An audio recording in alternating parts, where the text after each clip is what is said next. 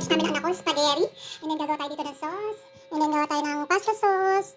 1/4 na giniling. And then paminta, igagawin natin dito. And then wala pa yung salt, kunin natin salt. And then kunin natin yung salt, guys. So ito lang ang ating simple ingredients. So ayan, tara, let's start. And then meron tayong kitchen alarm. And then wala pa, 5 minutes sa ano natin dito, guys, sa ating pasta. So ayan guys, lalagay na natin itong pork giniling, pero hindi na ako mag-oil kasi non-stick naman itong ginagamit ko, and then itong oil din na din to.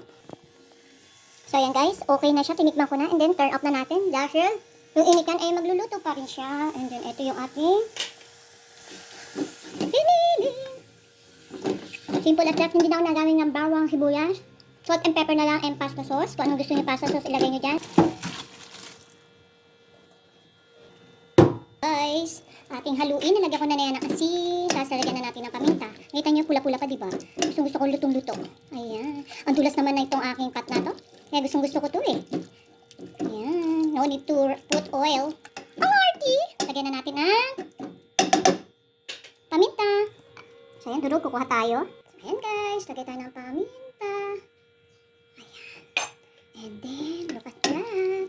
May pula-pula pa guys, oh. Mapula-pula pa. Ayan.